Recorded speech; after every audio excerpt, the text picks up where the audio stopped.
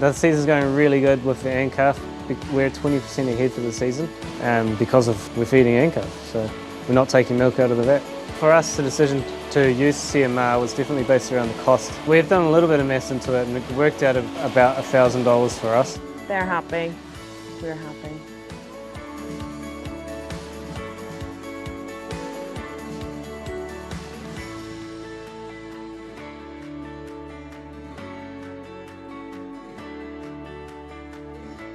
We are so grateful that you could take the time to join us, which is a relatively wet day, I would imagine, across the country for most of you. This is all about you on this live Q&A, and it's your chance to both listen in, learn, and then ask questions about what is the best practice calf rearing. And since we are right in the thick of autumn calving, and we're just around the corner, in a matter of time, it'll be spring calving on our doorstep, we thought this was a great time to connect with our farmers and cover some very timely topics. We appreciate you're all very, very busy people, so thank you again for joining. Now, at registration, you will have read about receiving a free bag of AN calf too, as I have here in studio with me, coming right out to you for all joining the live stream. Now, this is, of course, the easiest way to get to you is a voucher will be emailed to redeem for a free bag at your local farm source store, and that will happen after the live stream. I'm Sarah Perriam, and I'm proud to be working with NZAgBiz and Fonterra to guide you through this afternoon's live stream to understand the latest in best practice calf rearing, with our guest joining us very shortly for this next 45 to 60 minute live Q&A. And of course, this will be made available to watch on demand and listen back as a podcast so that you can share potentially with your team or the wider colleagues in the industry, because there's going to be some really valuable information here to get that calf rearing right. And of course, that will be in that email sent out to you in the next couple of days. So far, the season's looking really positive, and it's a great time for Fonterra farmers to be milking this autumn, with Fonterra having their highest forecast farm gate milk price range. At the current midpoint of $9.60, it's looking promising for spring as well. And this leads nicely into that discussion, vat milk versus calf milk replacer when feeding young calves. Are you better off keeping your milk and getting paid a premium and using calf milk replacer? And if so, what calf milk replaces are best and why? So we're super excited to have a great panel of experts to hear from, and you can pose your questions. As I said, this is all about you. If you're watching, you'll see there's a chat and a questions tab, and I have it right here in front of me to get that to our panel. So don't be shy. It's about starting with the future in mind.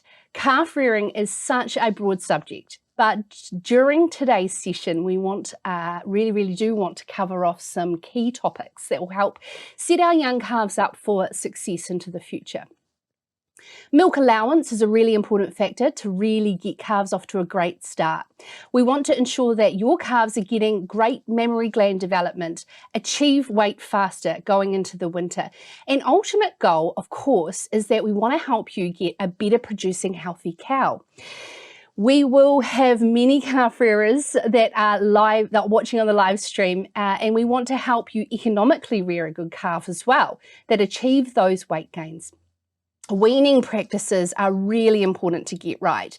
We want to ensure that the gains made through feeding calves well through good milk allowance are not lost. So we're going to cover off this topic. Also, please, again, as I said, don't be shy. And I see there's a huge amount of questions poured in already throughout the chat. Other topics are liquid feed options, milk allowance is mentioned, transitioning from colostrum to transition milk, how to feed calf milk replacer and why, around quantities, that weaning as we mentioned, but penicillin milk in red milk. So as we said, a lot to cover off. And just a reminder that, of course, all farmers will be receiving a free bag of NZAgBiz's CMR AN calf. And those of you that may not have tried this as your preference, it's casein-based whole milk made right here in New Zealand, very similar to mother's milk. And the team will be in touch with that voucher on how to redeem it from Farm Source. So Let's get underway. Before we meet our panel, I just want to make sure that your fingers are nice and warm and that you're not shy. So let's try a really easy question because there's something that's on my mind with the borders opening. Where are you dreaming of jetting off to? Is it somewhere in New Zealand? A tropical island would be quite nice, wouldn't it, over winter? Or a bucket list location? You know, this is dreaming, okay? So you might not be planning the trip, but I just want to see who's here. And also, if you just simply want to let me know where you're listening or watching around New Zealand, don't be shy. I've got the questions right here in front of me. Okay, time to meet our panel. From NZAgBiz, we have National Sales Manager Carla Rawson, and Carla is up on a sheep and beef farm in the Waikato, rearing many a lamb and calf for Ag Days. She went into study science and qualified in biochemistry before furthering her education in both sales and marketing. She spent 6 years in the UK working in the health industry before returning to New Zealand in 2006 to start a family. She is now living back in the Waikato, working for Fonterra at New Zealand AgResearch, where she is enjoying her true passion of farming, in particular rearing infant animals. From Fonterra, we have Michael Shallcrass. Michael is the Senior Veterinary Manager within Fonterra's On-Farm Excellence Animals team. This team focuses on managing animal health and welfare on Fonterra's farms and identifying and encouraging the adoption of good farming practices. Michael also oversees Fonterra's mastitis support program with a network of veterinarians around the country who have received additional training in milk quality investigations. Before joining Fonterra, Michael was in clinical practice for 12 years with a very strong focus on mastitis management and bull fertility. From AgResearch, Dr. Ajmal Khan, known as Khan, throughout this live stream, Senior Scientist in Animal Nutrition and Physiology. Now, Dr. Khan has spent the last 15 years in animal science research, so he knows a thing or two, teaching in extension at Seoul National University in South Korea and the University of British Columbia, and now here at AgResearch in New Zealand. Dr. Khan is in the primary research around physiology and nutrition of calves and dairy cattle. Dr. Khan is interested in use of early life interventions to influence the development and functions of the gastrointestinal tract, mammary gland, and immune system in young animals to improve lifetime health, welfare, and performance, of course, of our dairy and our dairy beef cattle. And who is in the dairy beef game is our dairy farmer and Wagyu calf rearer from Canterbury, Craig Copland. Craig is on the call as he's based on the family farm in Canterbury that has been farming for nearly 150 years. The farm milks 1,500 cows, finishes 900 grain-fed Wagyus, spuds, grain and apples.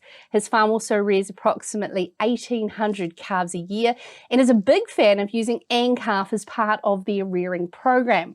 Craig calves 3 times a year, and before dairy in 2008, they were doing 1,000 Frisian bulls. So welcome to our wonderful panel.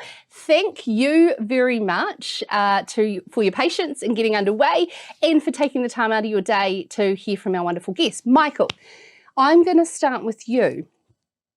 Now, I think we should set the scene around particularly the differences in rearing practices in autumn versus spring.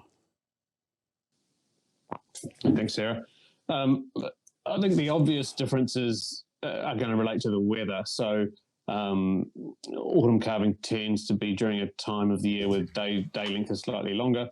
It's drier, it's warmer, and that impacts on the decisions that you make around when calves can come out of the shed.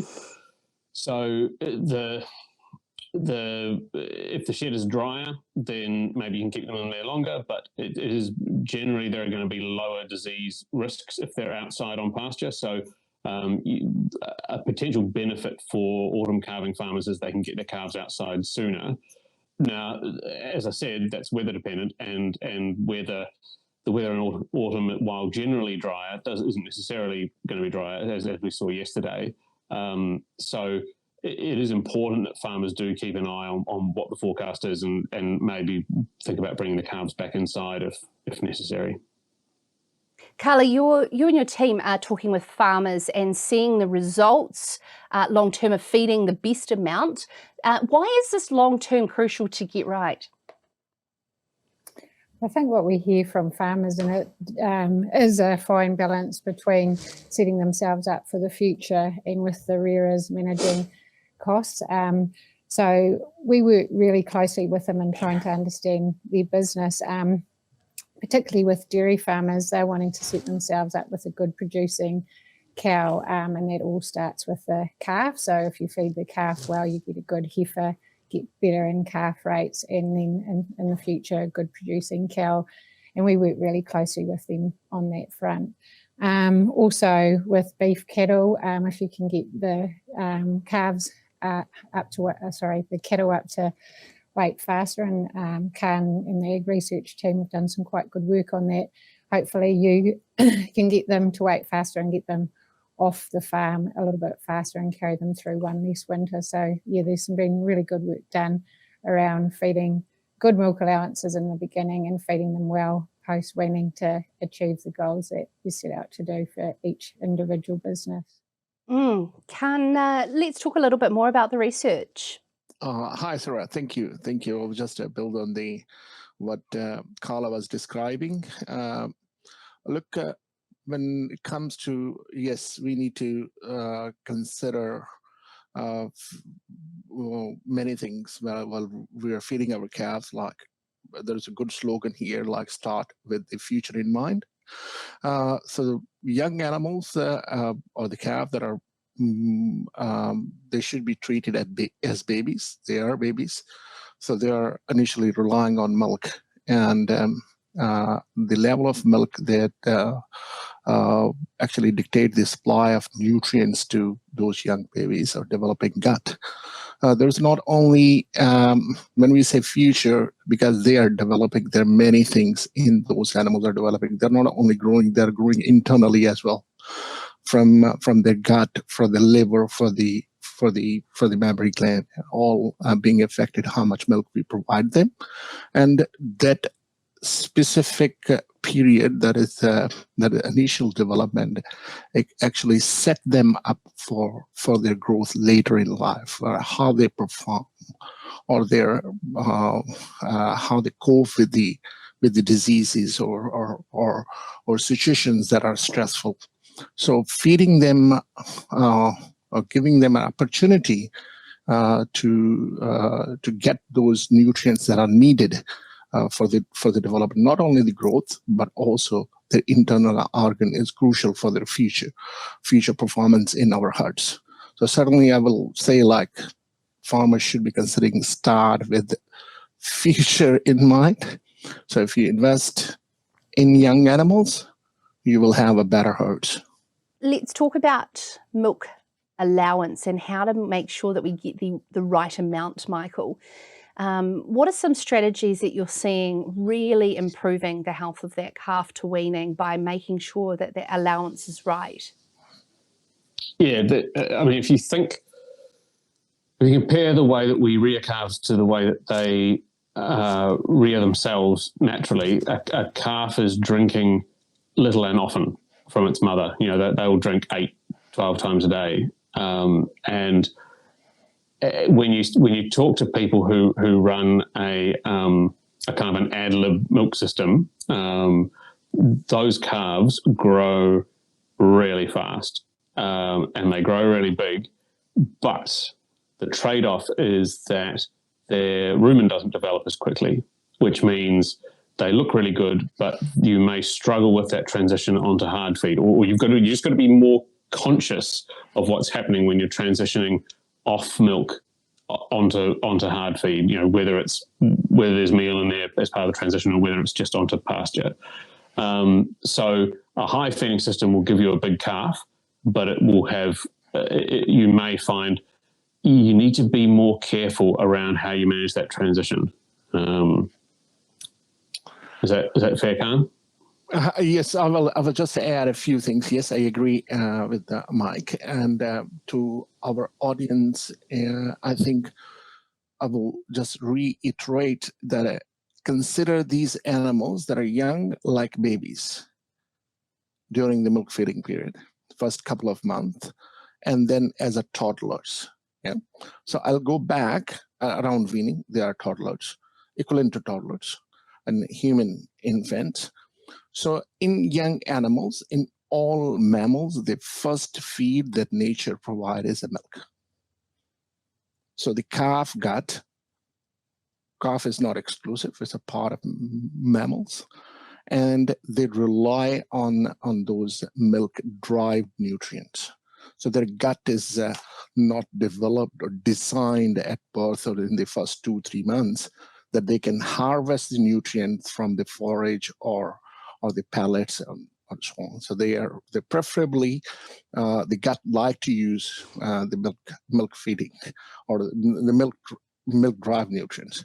So provide them enough amounts, and as I described earlier, because those nutrients are needed not only the gut development and the all other systems in the calf, so that will set up the calf for the not only it will grow better, but they will perform better.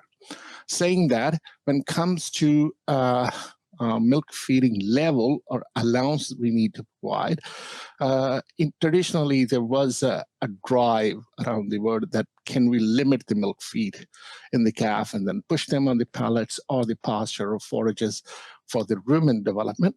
Yes, rumen development is a necessity, but it will not develop very fast. So research has shown now that the animal should be fed more than 3-4 liters.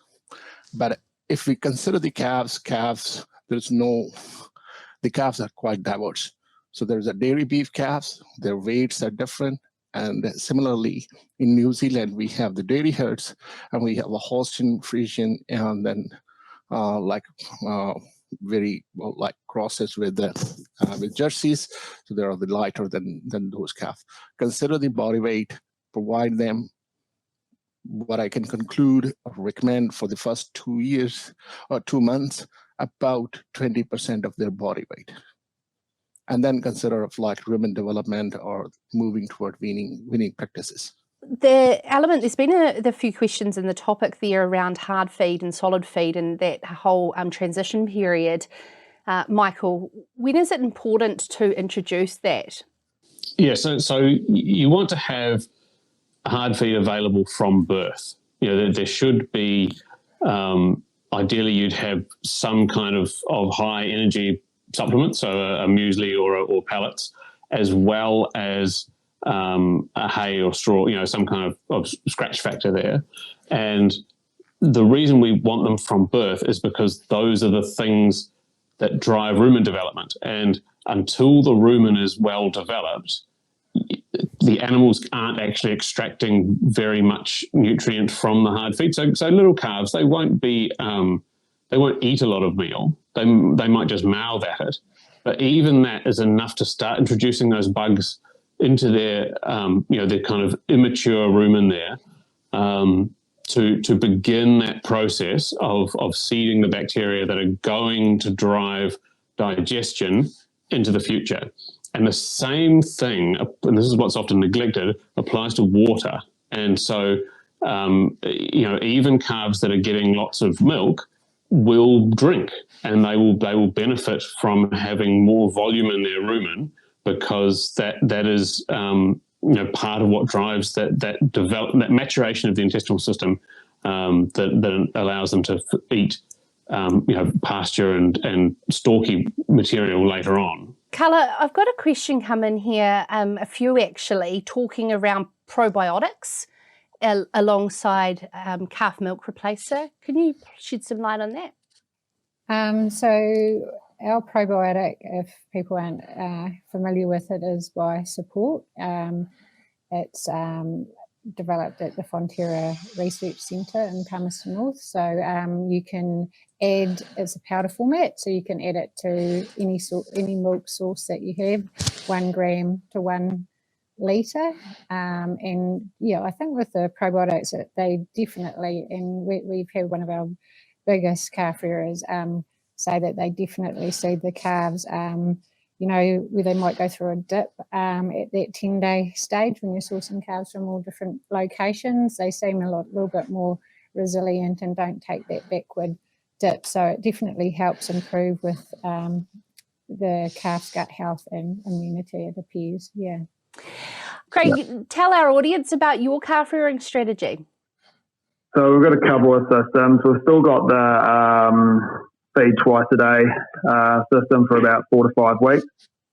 And then we've also got an automatic system that the calves get fed up to about 8 litres, drink as much as, as many times a day as they want. And we've found that system pretty much very good because it's more like feeding like on a cow. And we are, we've found that we're getting better growth rates, faster growth rates, and we're feeding a higher milk replacement. We're getting them to 100 kilos much faster. Yeah. Craig, there's going to be a lot of questions coming for you, and so whilst we're talking to Craig, please send them in because he has a wealth of experience in this field. And also, Craig, there's some questions around shedding and then the right time to let them out when you've got autumn calving versus spring calving. It's obviously a bit warmer in autumn than it is in spring. How do you know? Is it just, I've ran out of space in the shed and that's where you put them out? Or how do you sort of balance that need different seasons? Well, it is.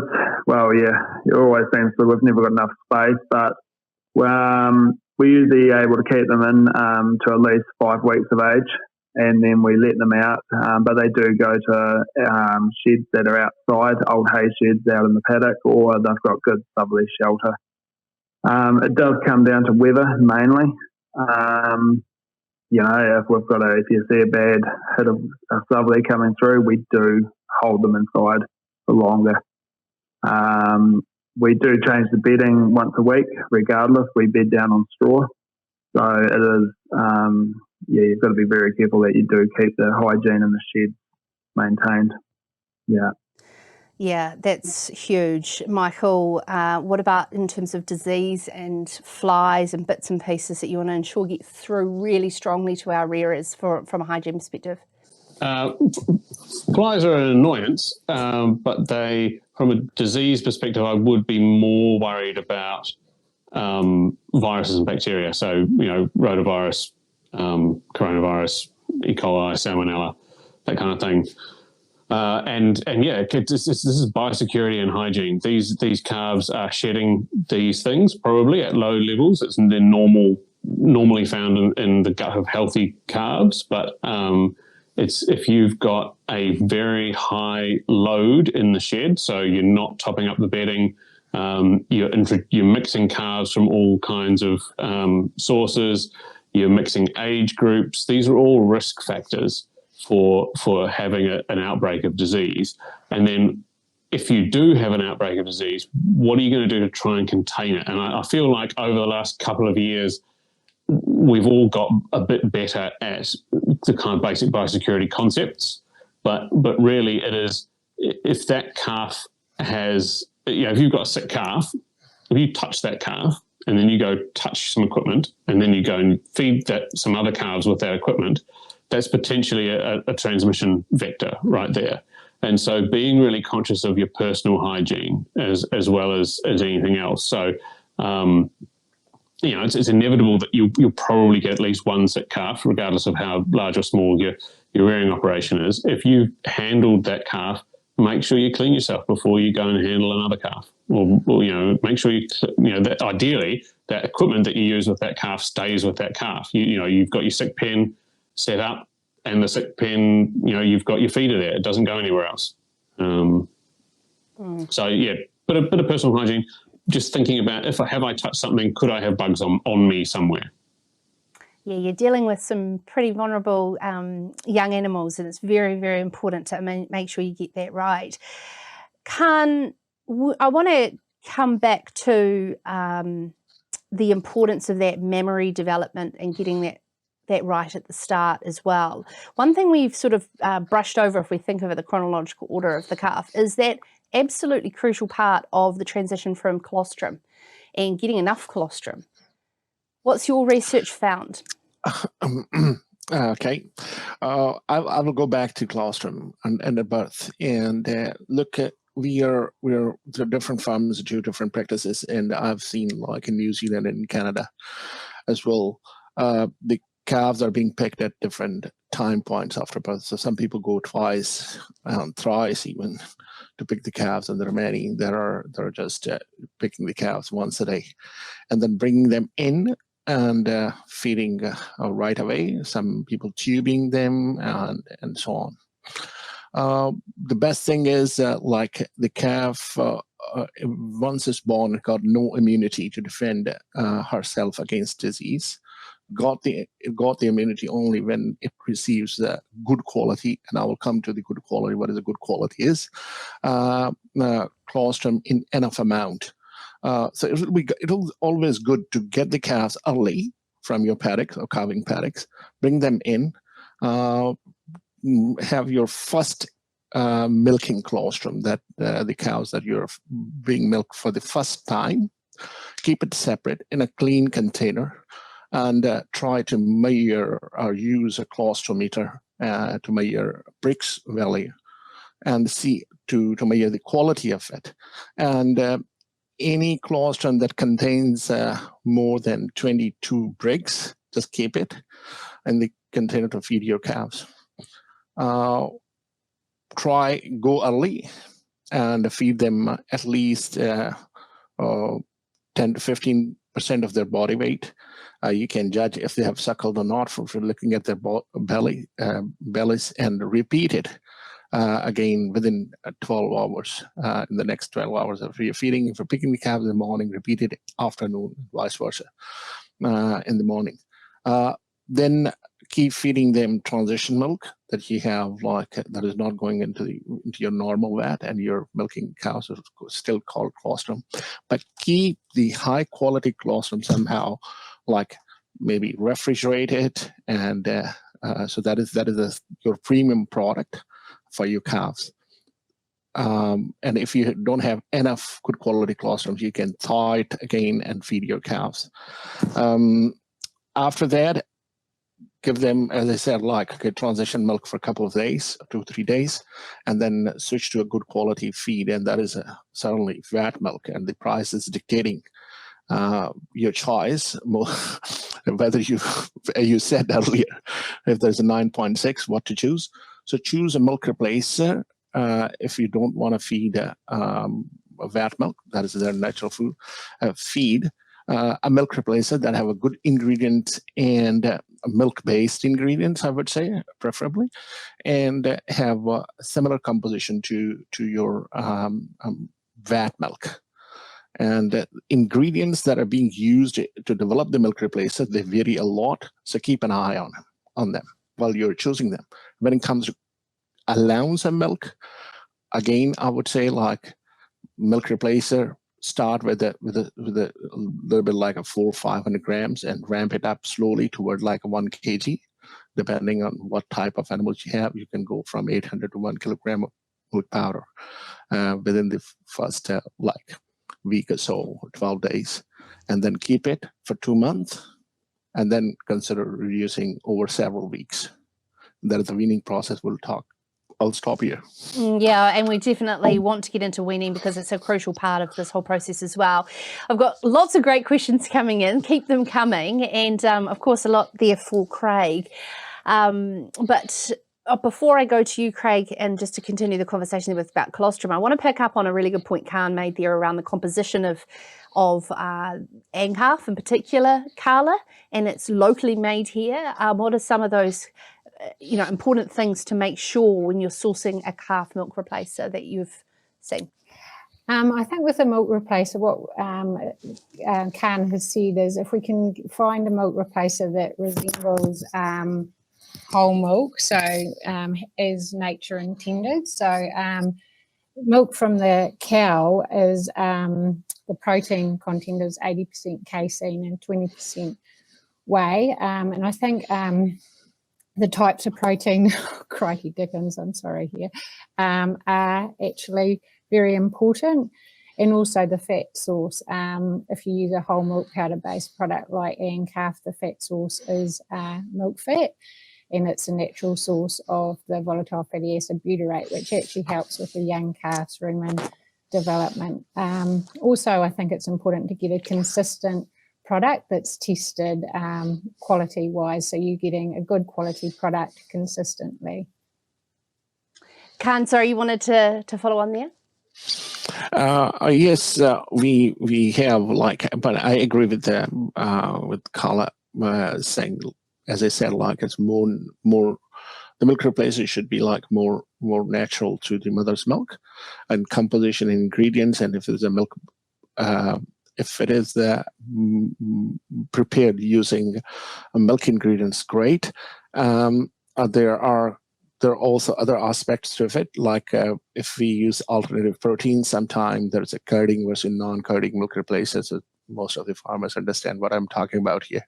There's an enzyme in the belly of the calf that curd the milk and make a clot and keep it there for the calf, and slowly release the nutrients into the small intestine or the gut. So that enhances that curding that naturally there, and there's a reason for in nature why it's there. So we understand that there's a little physiology. If we put a curd, if the milk replacer can curd, it will give more time to the calf to use the nutrients and the gut. Otherwise, if you have non-curding milk replacers, that means that if there's some other ingredients that are being used, that can cause sometimes nutritional diarrhea. And we have compared last year 6 different feeds that are commonly used in New Zealand in one experiment. So those were we fed 1 kilogram of milk solids from colostrum, transition milk, or vat milk replacer. There were 2 types of milk replacers. There is a casein-based milk replacer that was curding, and the other one was non-curding milk replacer. And we feed about 96 calves, about 16 calves per group, and we follow their performance for the 3 months. So we measured. It was a very replicated good study. We're submitting to Journal of Dairy Science soon. And what we found in that study, the calves, and then after 1 month, we switched them to all curding milk replacer, and that was AgCalf. What we have seen in the first month, there was differences in growth of the calves. So the calves received curding milk replacer that they perform equally to the calves that were receiving vat milk. We found the colostrum feeding for extended period of time, pure colostrum, that the first milking was not a good idea. That was my kind of mistake to feed the calf, and that creating a lot of diarrhea or sticky feces. But vat milk, transition milk, and a curding milk replacer is good for the first month of the life of the animal. And then switching them to, we don't have a comparison, but we switched them all to the curding milk replacer and calf, and they perform well. The growth rate that we got from in that study was over 800 grams, or around that, per day. And there was also we also measured twice daily. There's a scouring score. So we used a scouring score and check each calf for 3 months and giving them a score. So what we are getting out of the scores, the animals that I fed initially for the whole month, the milk colostrum and a non-curding milk replacer, they have a high scouring score. So that doesn't mean diarrhea, but it could be a nutritional one. Mm. Yep. That's probably something I don't think I'll ever volunteer to do for you, Khan, is scaring schools. Yeah. But very interesting in there with regards to curding versus non-curding. That was a French student. Thank God. They did a great job, because otherwise we wouldn't have this fantastic research to get out to our rearers. Hey, we've got some really great questions coming in, and I have been asking a few of these throughout, but now it's all about you and your questions that are coming in, because it's specifically what you want to know. Craig, there's one here. We have an automatic feed system going to start using ANCAF powder this year, is disappointed with previous. Craig, how does ANCAF go in the feeder, and have you experienced any bloating with your automatic feeder? No, ANCAF goes through the automatic feeder absolutely fine. We have no problems with it. And yeah, no, we don't have any bloating whatsoever. No, with and yeah, no, the ANCAF mixes very well and goes through to the single feeders, the stalls, absolutely fine. Yeah. Just a quick question for you then as well around, you mentioned there about bedding and keeping your bedding free. What type of product do you use? We're straw. Yeah. Yeah, with straw. Wheat straw mainly. And we do clean it out every 7 to 8 days and new bales in. Yeah. Any particular products to keep it clean and bug free? No, we don't. No, just straw, and that's it. There you go. Good old natural airing out. I've got a question here, and there's a few technical terms, so please be with me, but whoever would like to answer this about contaminated colostrum effect. Does contaminated colostrum affect the absorption of IgG, and up to what level? Do you want me to do this one? Yes. Please go ahead. Okay, so this is really interesting research that has been done by Emma Cuddance and Katie Denham over the last few years, and around New Zealand farmers are pretty good at getting a good volume of colostrum into calves and reasonably quickly. The place where it most commonly falls down is actually around the colostrum hygiene. So storing colostrum in a non-sterile manner, where you have a risk of, particularly of fecal bacterial contamination, so as E. coli levels, will consume IgG or will activate IgG and will create, you kind of, when you feed it to the calves, you're feeding them, as well as the good stuff that's in there, you're feeding them this bacterial soup. So it's hard to know how far to go with recommendations. I mean, ideally, you'd be refrigerating or freezing all your gold colostrum that you've harvested in a sterile manner. The reality is, most farmers are going to be catching it in a test bucket that they hose out. Probably don't scrub out every day, but ideally you'd do that. And then you store it in a stainless steel drum, because those blue plastic drums, so common to see full of colostrum, they've got lots of little scratches on the inside surface, and really, no matter how well you clean those, you're still going to get bacteria hiding in those little cracks, which means as soon as you've dried it out and fill up colostrum again, the bugs start creeping out again, and the levels shoot up really quickly. So it's often is a bridge too far to say you should be refrigerating or freezing all your colostrum, but being really conscious of your colostrum hygiene is important, and really the cleaner you can be, the better, which is going to require, probably for most farmers, an increase in the amount of cleaning of storage containers they do. So don't just keep topping up your colostrum. Empty it out, empty the container out, give it a good scrub once a week, let it dry in the sun. The sun is the best disinfectant. Same with calf pens. It's that hygiene you probably can't do well enough. Just so important for maintaining that quality of good quality, getting the good effect for the calves. We're hearing that right across the board. There's two questions, Carla, potentially for you around utilising ANCAF to fortify whole milk, and is it beneficial to fortify milk with powder?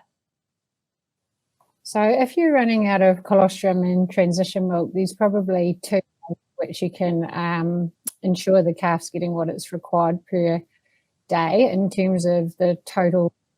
So I think Khan may have said this previously, that the aim is to give a calf around 750 to 1 kg of total solids per day. So if you're running out of transition milk, you can either double up on the nutrition by adding 150 grams to a litre of transition milk, and that will give you the twice amount of nutrition. So say you've got 2 litres of transition milk. If you add 300 grams of AgCalf, you'll be making it up to 4 litres of total nutrition. Or if the calves, another way of doing it, which we'd probably recommend when you're transitioning over from transition milk, is take out 1 litre of your transition milk and substitute in 1 litre of AgCalf mixed at 150 grams to a litre. 1 litre mixed at 150 grams, a litre of AgCalf gives the same or similar amount of nutrition as what you would get from whole milk. You just take out 1 litre and substitute in 1 litre, mix it 150 grams to a litre. So if you only have 2 litres per calf and you want to feed 4 litres, you just take out 2 litres of your transition milk and put in 2 litres of AgCalf, mix it 150 grams to a litre. And probably the point that we need to make there, a lot of people probably know this, but some may not, is when we say 150 grams to a litre, it's made up to 1 litre. So put in half your water, say 500 mils, mix in your AgCalf and top it up to 1 litre. Really helpful information. Craig, a question for you from Ian. Can you clarify the economical difference between your automatic feeders on 8 litres using 1,200 grams of AgCalf delivered with 3 to 4 litres? So we're feeding 8 litres to, with 150 grams per litre. And we are using a lot more milk powder than probably most people would. But we do it because we're getting a faster growth rate and a better calf at weaning. So we're actually not feeding any calves 3 or 4 litres. That's more when we start weaning. Perfect. Does that answer the question? Or? It does, and we'll get on to weaning shortly. Kylie wants to know the robotic feeders. You don't have small pens of calves, so how does this work when you have a sick calf? How do you stop all of your calves getting sick?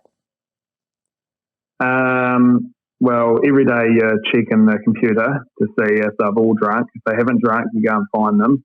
And sometimes the calf is sick, and we pull that one out and treat it on its own. But we don't let the calves, we don't put them on an automatic feeder until 10 days of age.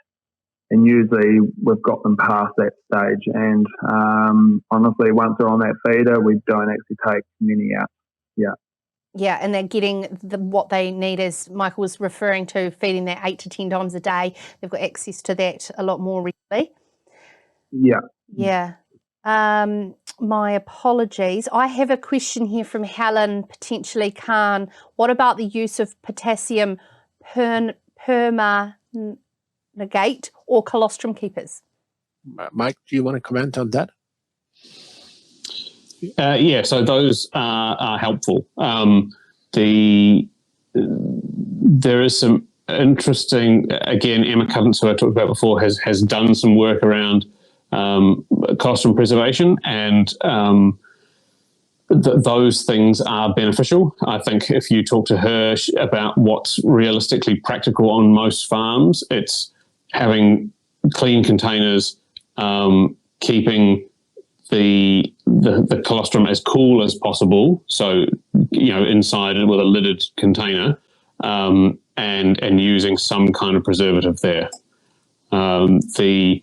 The question always comes up around yogurtization, because what happens when you do that is you vastly increase the number of bacteria that are in there, and that has been considered a measure of lower quality colostrum if it's got high levels of bacteria, but it's not clear what you do achieve when you do that. When you make the yogurt, when you do any of these preserving behaviors, you're lowering the pH, so you're dropping it down to about 4.5.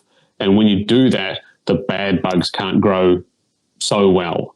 So that's the aim of all of these different preservation methods is actually about, because the bugs that in the yogurt that grow are creating lactic acid, so there'll be lactobacillus bacteria, and that the lactic acid is there to reduce the pH down to 4.5 and prevent other bugs from growing. So the something like citric acid, that was what was recommended by MPI because it kills mycoplasma as well. Now, less of a concern these days because there's only 3 mycoplasma farms left in the country, but that was quite good resource was created by MPI and by Dairy NZ around using those acid-based preservatives there with a view to inactivating mycoplasma, but actually good advice around colostrum storage anyway.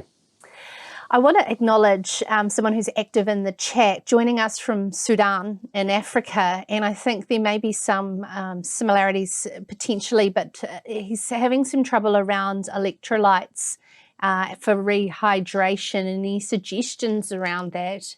Potentially, he said around using ginger for calf diarrhea. Is there anything there, Khan, that we can help support? Our gentleman has joined us from Sudan. Oh, I don't know about ginger specifically to treating but the electrolytes are available, certainly available, will be available in Sudan as well. That is a commercial product. So I think that can be used unless Mike wants to give you more tips on that. Yeah. I'd have a look at the WHO have quite a good electrolyte recipe just with salt and sugar in it. I can't remember the exact ratios. I used to know them, but it's available online, and that's. I mean, for calves with diarrhea, dehydration is the thing that kills them. It's usually not the diarrhea itself specifically, and so electrolytes particularly will be very beneficial for kind of just supporting those calves to get over. You know, if you think about what diarrhea is, it's the body emptying itself of something it doesn't want. Once it's finished doing that, it usually gets on with the job of repairing itself. Yeah, absolutely. Hey, just to round up a couple of topics we really need to cover off. One is around penicillin milk and utilising that. Who would like to talk to that? I can do that as well if you want.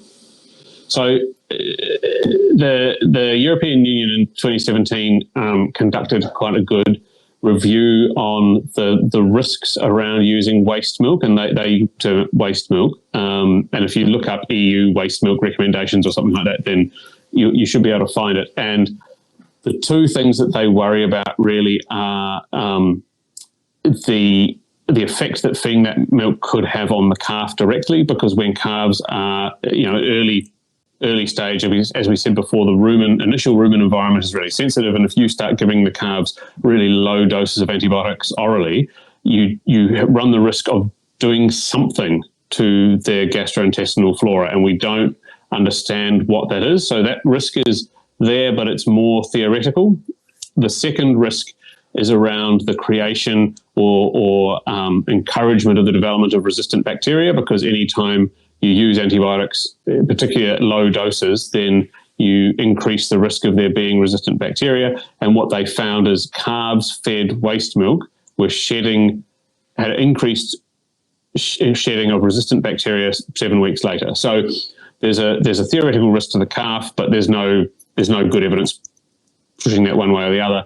There is a real risk of bacterial resistance, but I'm also well aware that most farmers have got their colostrums and their penicillin cows mixed in the same mob, and it is difficult to separate them. So in order to, and Dairy NZ, again, for those reasons, advise against feeding waste milk to calves.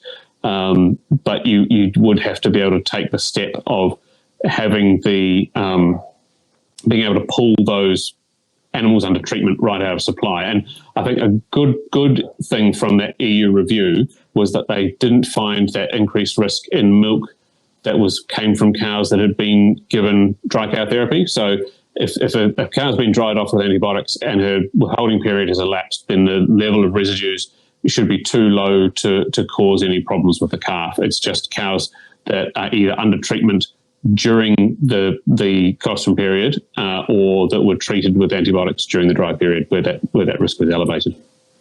What's your approach, Craig, with penicillin milk and waste milk? Do you stay right away from it? Yeah, no, we keep out of it. We just let it go down the drain. Yeah. Yeah. I was more worried about resistance to penicillin. Craig, let's move on to weaning, being a really crucial time to get right, and particularly for those listening that are doing dairy beef and Wagyu. What are some considerations? Well, we at weaning, we've got it set up so the automatic feeder wean by 75 days, 80 days, but we'll weigh them at about 60 days and see how they're tracking.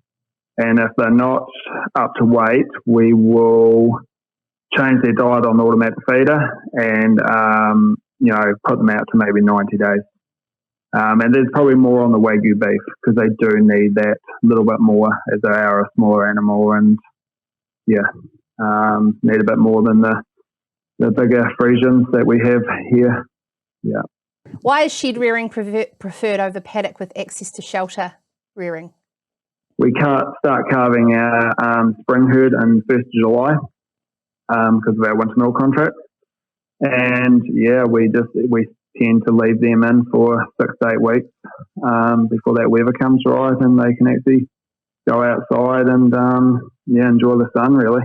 Like it's more about the health of the calf and the well-being of it than just sticking it outside. Yeah, they need that shed shelter for until they're robust enough to actually handle the elements. Yeah, absolutely. I might ask you this one, Craig, but it also extend out to the group after that. Karen would like to know what is the best way to avoid the slump when you're getting calves at 4 days old. You mean obviously you were a dairy farmer as well as rearing and feeding them and calf from then on. Is it better to go to a finisher or keep them on the starter for the duration of milk feeding? So I suppose where you can answer that, Craig, and then to the rest of the panel. Well, we do buy calves in as well, but we just, when they come in, it's straight on ANCAF. And, but then, we don't go to a finisher or anything. They stay on ANCAF to the end until they're over 100 kilos. I think we mentioned too how support the probiotic can help in those early stages when you're getting calves at 4 days of age. When they do take a bit of a check at that 10-day mark, adding in support the probiotic has actually shown that the calves don't take such a check. They seem a little bit more resilient and keep growing. Also, for those farming practices where they are looking at other products at that sort of 3 to 4 week age, our ANCAF finisher is actually a very good product to transition onto. It's similar in profile to ANCAF in terms of it does have contain whole milk powder, so it's got some curding properties, and you can easily switch from ANCAF to finisher. You can do a hard change out, be on ANCAF one day and finisher the next. And when calves are getting protein and the suggested from the meal, that's actually a really good time to look at potentially getting some cost savings with a finishing product like ANCAF finisher. Fantastic. We're going to look to wrap it up. Khan, I want to talk to you about growth rates and weaning weights and getting that right that sets that animal up for the future, particularly around some of the findings with Wagyu as it's crossing over with Craig as well. What are some of those really important findings from your research that this is why it's so important to get right and feed these animals well? I would start from weaning and then we'll go toward the future, and I will share a few findings that we have or the others from research conducted in Europe and in Australia and elsewhere. So weaning, I want to say, like, treat them as toddlers. They're switching from milk to solid feed, like from milk to a baby feeder to banana. Yeah. So that is my analogy for the calf. So, and give them time to adjust, because if you do it very either early, that is earlier than 8 weeks, or you do it quickly, that is less than 2-3 weeks, you're not giving enough time to the calf to adjust with the new feed. And the system, that is digestive system, or the gut and the rumen, is not developed to cope for post-weaning ingestion and digestion of pasture or forage. So wean them after 8 weeks, that is the minimum we recommend, and do it over 3-4 weeks, slowly, gradually, stepping it, gradually reducing the milk, maybe 25%, 20% per week. And that will give calf enough time to get rumen fermentation going, and then after weaning, when you wean the calf, still put them in a good forage. That if you have a good paddock with a good nutrition, if you don't have, supplement them with some supplementary feed or pellets for next couple of months. So that will actually, that feed will spur their rumen development and growth, and then they will be okay after 4 or 5 months of their age. So we are good. Most of us are feeding a larger quantities of milk and seeing the calf is growing and happy, but sometimes we are doing not a good job, like at weaning. So weaning is crucial. Post-weaning management after weaning, next couple of months are also crucial. So what it will do, good colostrum, high milk allowance, good feeding practices. So what we have seen in young animals, I will talk about heifers. First, that is a dairy cattle, replacement heifers. So there, we have seen positive effects of better nutrition, pre-weaning and post-weaning nutrition on their mammary gland. That is known now. That is, the papers are there. Anybody can check, like the effect of milk allowance on mammary gland development. Just Google it, and you'll have like dozens of papers. And what we are also saying, we have more than a dozen studies around the world that is demonstrating positive impact of early life growth, that is the first 3-4 months again, on the milk solid yield. We don't have our data in New Zealand, but our neighbors from Aussies, they published, there are multiple studies from Europe and the US and Canada that were published, that if you grow the heifer fast in early life, and that is also, tick other boxes of welfare and growth and so on in young animals, that will translate into a better growth and then productivity of the animals. And how much is that? That is quite variable. Depend how you treat your calf. The calf will treat you like that later on. That is very simple knowledge. For dairy beef animals, we conducted a study. My colleague led that study, Ajmal Khan. We published in Animal Production Science. That is a journal in Australia. That is showing the positive impact of both pre-weaning nutrition, that is a milk allowance, and post-weaning, that is a forage quality on the growth of dairy beef animals. So we are finishing early. I don't know exactly how early was that, but it was a significant months early. Like we are finishing in the next, winter period. So that what it will do, it will give you more chance to bring in new animals and reduce the cost of your production if you want to maintain the animal for another 6 months or so.